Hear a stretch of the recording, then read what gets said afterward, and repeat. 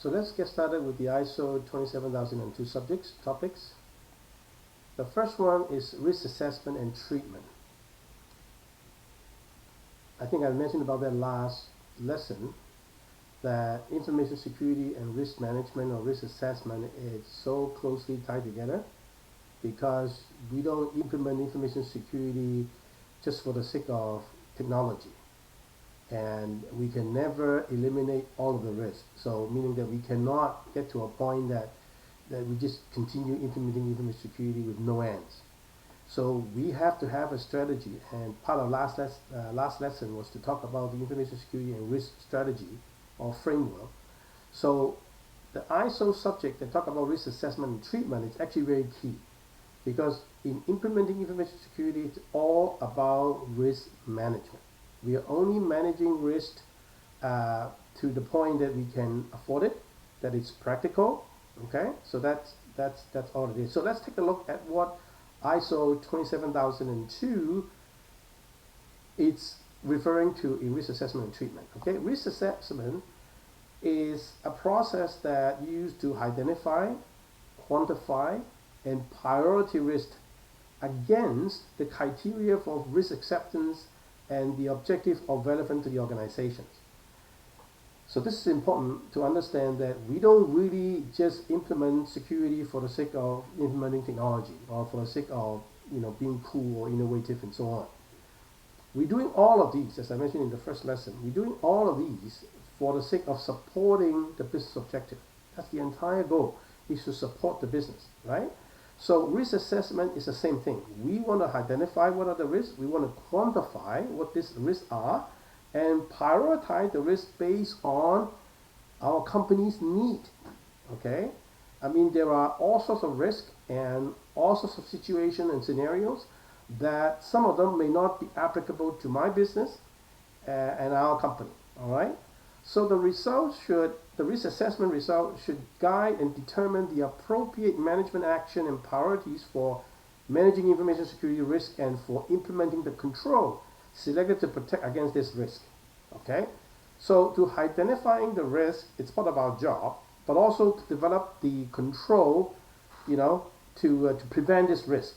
Okay, we can avoid them, we can treat them, or we can prevent them using control. So basically, you can see the risk and control are always come into play.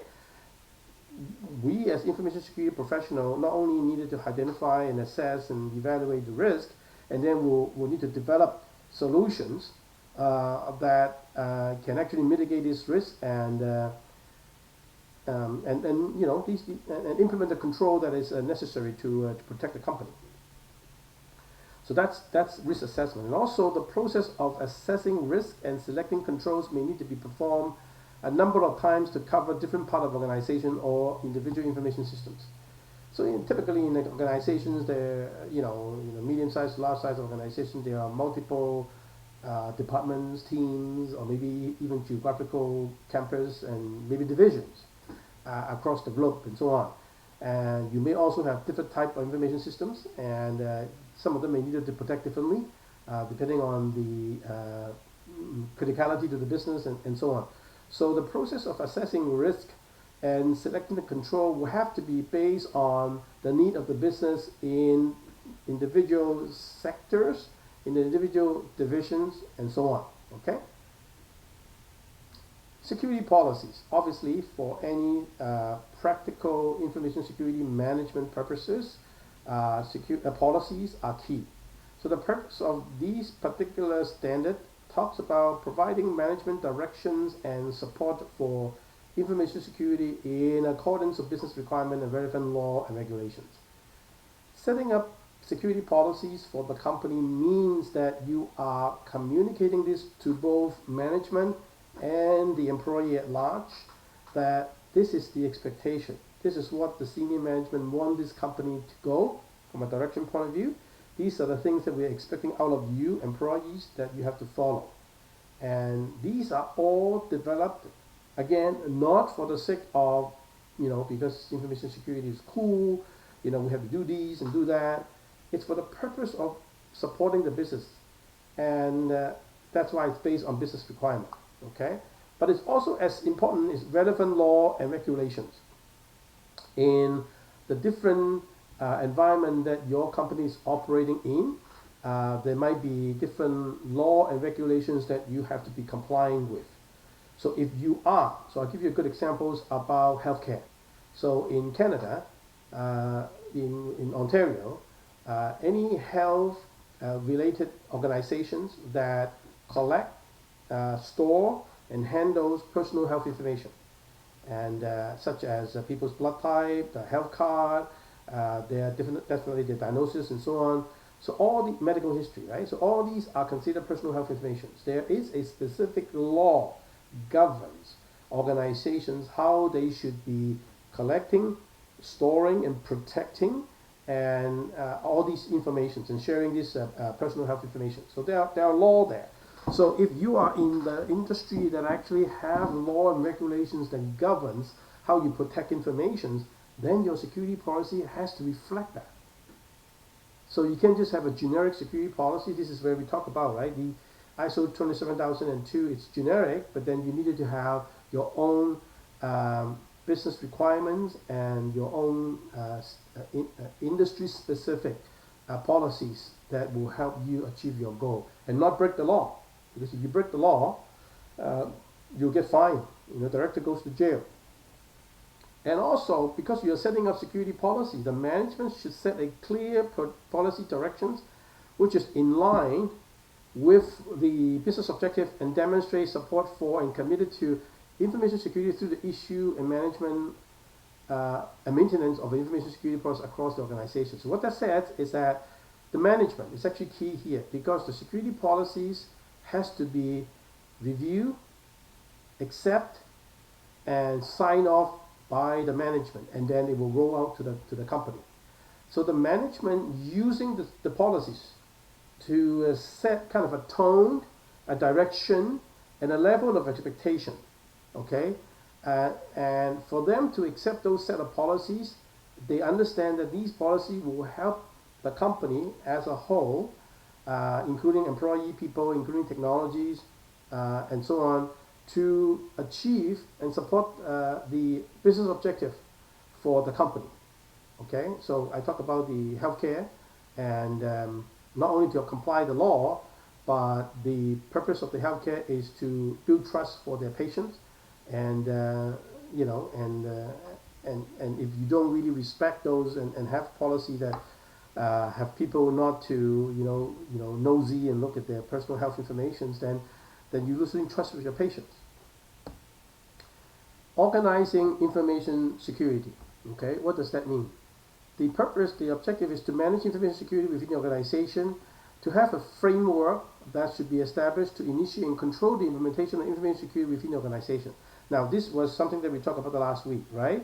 So organizing information security means that you need to have a program, you need to have a strategy, you need to have a plan.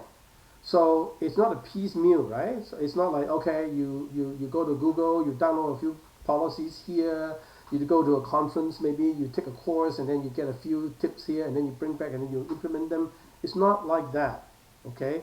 You need to actually have a plan how you want to do it. Again, we involve management, so management should approve the information security policies, assign security roles, and coordinate and review implementation of security across the organizations.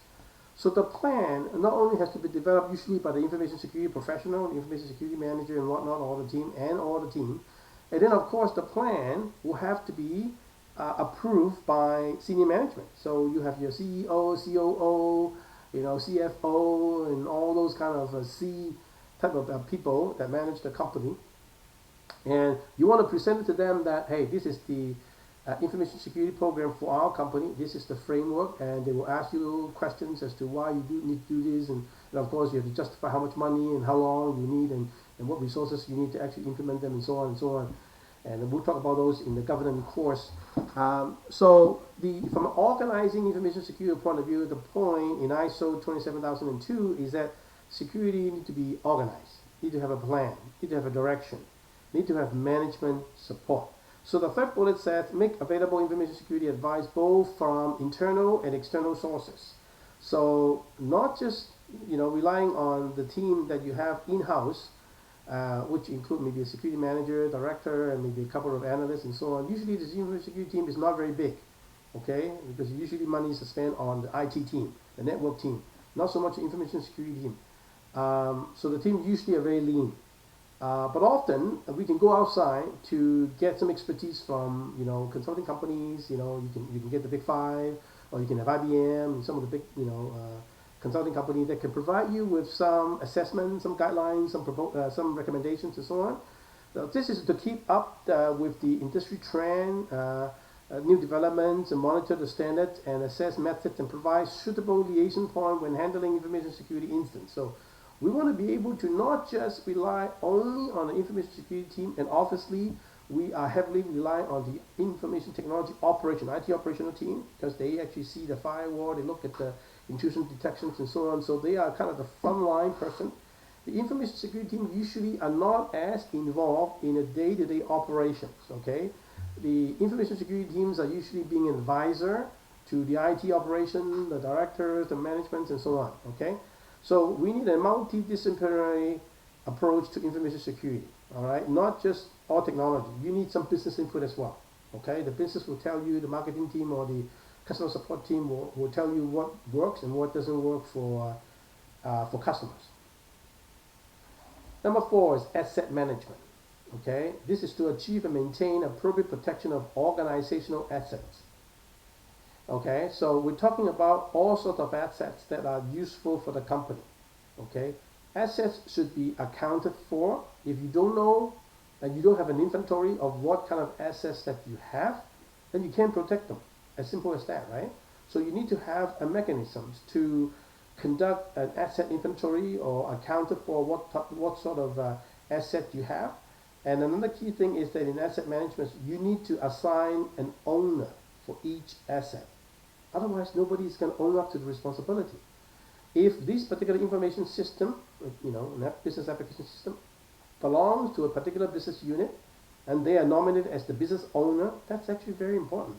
Because if they are the owner, if there's any risk around this particular asset, they are the one that making the final call to accept or reject the risk, or to decide how to mitigate them, and then the kind of the budget and the resources. So it is becoming very important in risk management perspective that there is always an owner associated with an asset.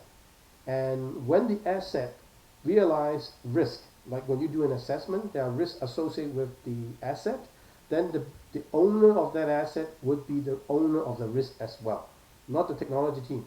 The owner of the risk should be the owner of the assets, because the assets belongs to him or her or them. Well, usually it's a person, like a associate vice president, a VP, or a director, some higher management that actually have the capacity to own an asset. Because if you don't have the capacity to have a budget, to ask for money, to approve things, then it's no use for you to be an owner. Okay, you need to have the ability to approve a budget, to spend on things to protect that asset, right? So it comes with a certain level in the organization.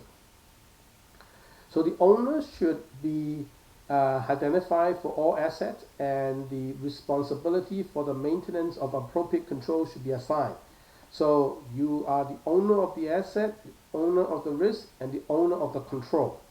Okay, so if the control is that everybody that come into this area will have to have a access card key to come in, it's not a wide open area, then you will be the person, that particular director, to okay on approving people that have access on their card to come into your area. That's your control. So you approve your control and how to implement them. Okay? Okay, so you can always delegate the responsibility to maybe a frontline manager and so on, but then ultimately the responsibility is you. So the buck stops with you. So that's what this is about, asset management. Human resource security. Okay, we often talked about, I think in the first lesson, we often talk about technologies often get the limelight, and technology securities, and if there's any security requirements, companies just pour money into technology and think that they're actually fixing the problem. But we talk about it in lesson 1 that that's not the case. Okay, human is actually the weakest link most of the time. Okay, So we wanted to talk about, we will actually have a lesson to talk about human resources security, or sometimes referred to as personnel security. So in the ISO standard, it talked about making sure employees, contractors, and any third-party users understand their responsibility when they are working in your company, handling information and information asset within your company, and they are suitable for the role they are considering for, and reduce the risk of theft, fraud, and misuse of facilities. The facilities include not just equipment, but information asset as well. So human resource security is very key in terms of making sure how these peoples are being screened before they come in and work for your company. Once they get through the door and become part of you, of course the security policies and training and awareness will apply. But if you're getting the wrong apple into the house, then if they had a bad intention, then it's much harder to use any of the awareness to help to rip them out, to rip them off. And so the key is that before they come into the house, you want to make sure these are the right set of people. Not foolproof, not perfect, but we'll talk about them, how you can get the best result in personnel security or human resource security. The security responsibilities should be to address before the employment starts, using the appropriate job description, terms and conditions in their employment when they sign, training and so on. All candidates for the employment, contractors even included, third-party users, should be adequately screened, and especially for sensitive jobs that handle sensitive information. Okay, you may be collecting personal information in your hospital, but not all of your staff should have access to the personal health information, right? So some of the staff, so for the staff that actually have the responsibility in collecting and handling personal health information, their checking and screening should be actually more elevated than the rest of the employees that doesn't. Okay, so the screening should be risk-based. Okay, the higher the risk of the role that you are hiring, the more scrutinization you should have. Okay, so employee, contractors, and third-party users of information processing facilities like IT systems should sign an agreement on their security role and responsibility. This is, I mean, you might be cynical by saying, what good does it do? No, actually, it does a lot of good. That the responsibility, it's spelled out clearly to them. So when they get caught, they cannot say, oh, I didn't know that. Okay, so you sign, you keep a copy, so you know your responsibility because you have elevated privilege in handling sensitive information. So that's the key. Okay. Physical and environmental security. So this is a no-brainer, and most of us actually started with these in a sense that in a physical environment, we always look for how to physically protect them by guiding people physically get entry to that. Now, more and more now, we appreciate that people don't have to physically enter your office, your facility, your factory in order to steal information or assets from you. They can do that over the internet, right? So but the physical environmental securities are just as important, because even though you had a good logical control like the network and so on, if people can actually freely come in and steal a laptop and so on, that's defeat the purpose as well. So it's just as important. So this particular item is to prevent unauthorized physical access, damage, interference of the organization's premises and information, obviously. Okay? Critical or sensitive information processing facilities should be housed in a security area, as I mentioned earlier. If there are part of your organizations, like a data center, like a server room, those are area with all of your critical infrastructure, your data, and you don't want people to bring a USB and plug in and copy all your sensitive data in a database and so on, right? So critical and sensitive area of your organization, from an information security, information processing perspective, need to be condoed off, okay? So if your company already using, those card keys to gain access to the office at large, but if there are more sensitive area, the same card should also be authorized to get into the second level. So meaning that all employees can come into the office, but only a few can actually get into the server room for obvious reason, right? And that's actually important. So you actually have a different zone in your, so from a security point of view, you can have different zone in your organization, in your office, and so to make sure that only appropriate authorized people can gain access to the security zone. Okay, we actually had a separate lesson to talk about physical security, so we'll talk a lot more about them, security cameras, so on.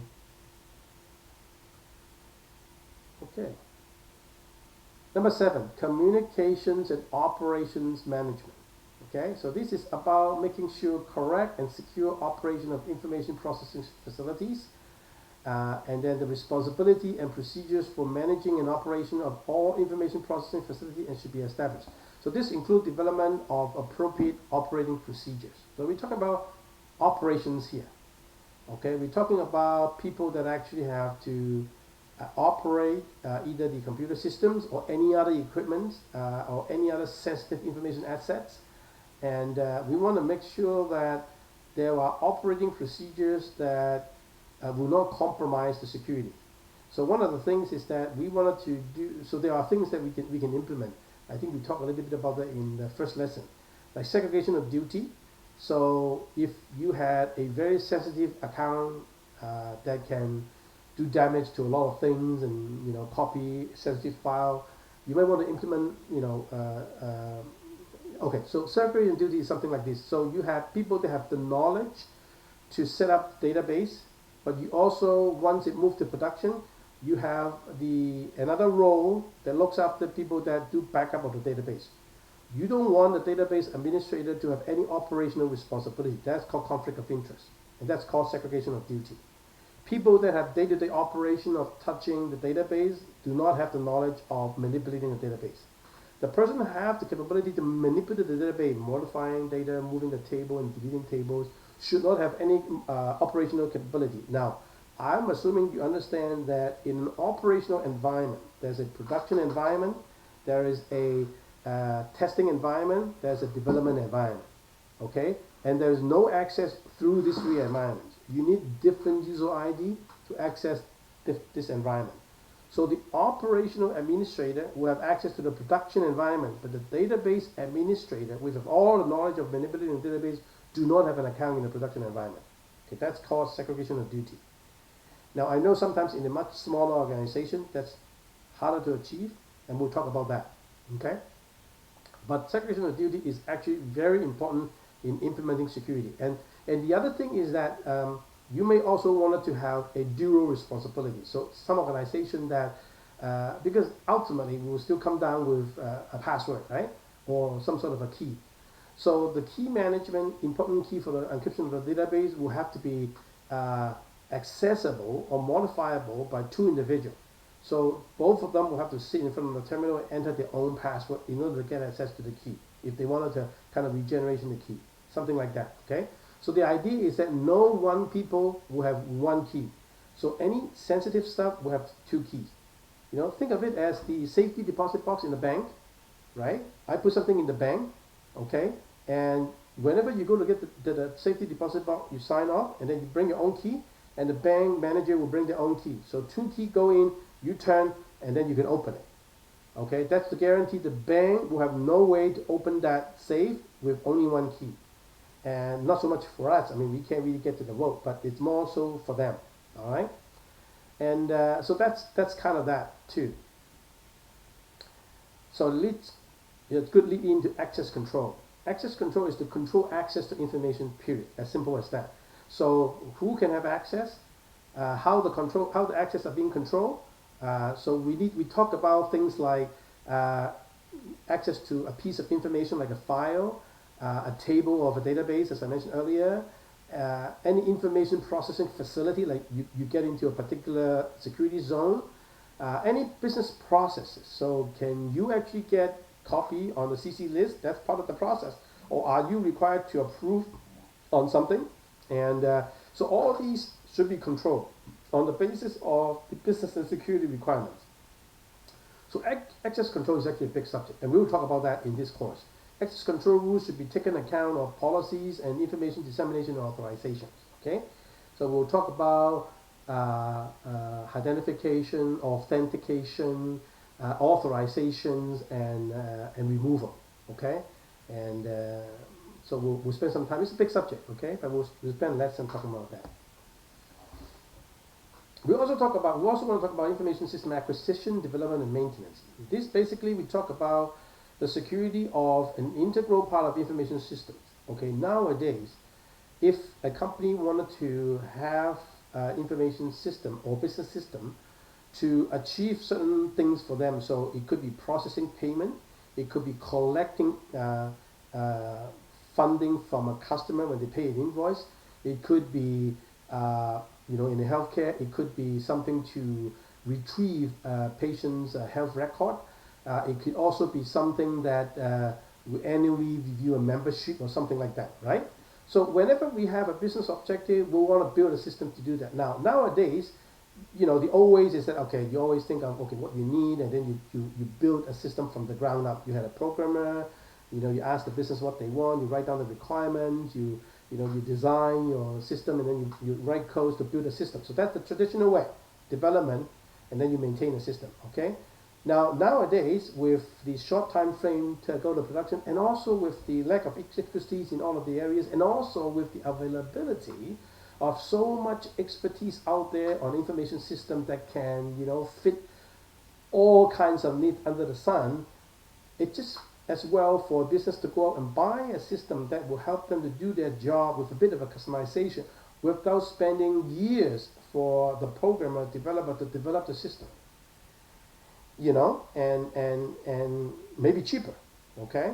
And so that's what they call system acquisition. So there are oftentimes business systems are being acquired, being purchased, being bought by companies that are very well known.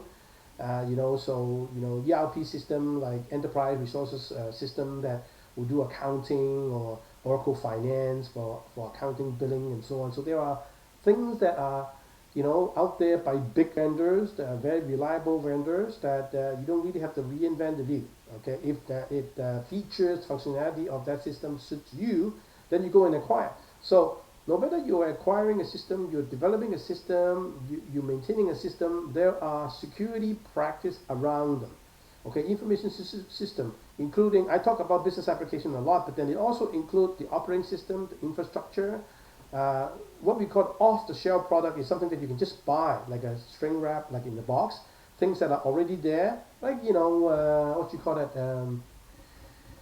there's an simple accounting, I think I was talking about. So it's like a simple accounting, it's a name. Simple accounting is accounting software that you can buy off the shelf, and then you use as much features as you want, or you can customize it to some degree, not a whole lot. So these are what we call off-the-shelf products, and you can also acquire services, and you can also have user-developed applications. Okay, so the design and implementation of any of these information systems support the business process can be critical and crucial for security. So we wanted to have some sort of ways, if you are buying from outside, the security needs to be involved, that what are the security functionality and features that you needed to make sure that this system supply from the vendors adheres to. Or similarly, if you are developing an information system internally, then you want to make sure that the developers, the designer know what are the security requirements that you want to make sure that they have implemented in their system. Okay. Yeah, security requirements should be identified, agreed upon by the development and implementation of information systems. Because we talk about maintenance as well. Maintenance meaning is ongoing support of the system. So sometimes a release, internal system, you release one and then you find, oh no, this doesn't work too very well. The business wants you to change this, change that, and so on for release 2. Okay. So information security requirements has to be there as well for release 2, not just in the beginning. Okay. And all security requirements should be identified at the requirement phase, not after the fact. So when they're designing a system, well, for purchasing as well, purchasing is slightly different. If you're buying something that in existing, your requirement will have to be stated in the contract and verify with the vendor that the system can actually do this. So an example would be audit locking. So you're asking, okay, if you are selling a system, I want to make sure that your system has an audit locking features, then who sign on and do what, these are all being recorded. So you put that in the RFP and they respond saying, yeah, we can do that. And then you want them to demonstrate to you that's actually there. And then you ask questions. That's sometimes the information security teams will have to participate in some of those. Okay. Number 10, information security instance management. Okay, even though we have good intention and try our best to prevent bad things from happening, there are still situations that an instance will occur. So what we're talking about here is that information security event and weakness associated with system situation of that nature are communicated in a manner that allow timely correction action to be taken. So we don't want to, so even though we have all these security policies, we hire people, we only approve and screen, and we have all these access control, and we have all these security requirements in developing a system or purchasing a system, there could still be some situation, an event would happen, like a breach, okay? Or a database has been compromised or something like that. What this talk about in ISO is that if something like that, called an instance, that actually happened, we want to make sure everybody knows how to react, who to call, and what to do next. In a sense, to actually prevent any further damage that can be done, but also not to erase any evidence, because people will come in to do investigation, right? So there should be formal event reporting, escalation procedures should be in place. All employee, contractors, and user parties should be made aware of those procedures if they're involved. There are different levels of security instance. Some are more general in nature, so that all employees should know if they see some suspicious activity, what they should do. If they lost something like a laptop, right? So who should they call and so on. So there are things that the general employee should be aware, but there should also be a specific one, like all these IT people should know if they see a compromised intrusion of the systems and so on, okay? So that need to be not only developed, but well established, approved, and then well trained with the appropriate employees. Business continuity management, this is BCP, right? You probably are familiar with that. So when there's anything that are undesirable happen or disruption, so this could be due to nature, Mother Nature, an earthquake, ice storm, and snowstorm, and so on. It could also be like a disruption of power grid, maybe a terrorist attack, and so on. So the objective of business continuity management is to counteract any business disruption, to protect critical business processes from any major failure of system disaster and so on. Okay, BCM, business continuity management, is a different subject. You can actually take courses and certify for that. I actually took a business continuity planning examination several years ago, and I got a destination for being an associate with that organization. So I understand what those are, and I did some projects with business continuity planning. So BCM processes should be implemented to minimize the impact of organization to recover from loss and reaction to any disasters. So this process should be identified which are the critical business process and develop and integrate the information security management requirements of the business continuity with other continuity requirements such as operation, staffing, material, transport, and facilities. In bigger organizations, they usually have a separate team that do BCM because the team will have to constantly develop the plans and review them and test the plans annually and then review them. And if there's new business function, there's new business venture, they might acquire another company and so on. So the BCP team or BCM team will have to constantly work. Now, how BCM work with information security is that we want to make sure they take information security into consideration. Okay, business continuity planning or plans are actually critical, and because they spell out people's phone number, the escalation procedures, and maybe the backup site, and maybe some of the backup companies and so on. So these are sensitive information in BCP. Okay, you don't want them to loosely, put on the internet and so on. So information security are responsible to protect those informations. We don't usually do the actual development of the plans, but we do work closely with the BCP team. Okay.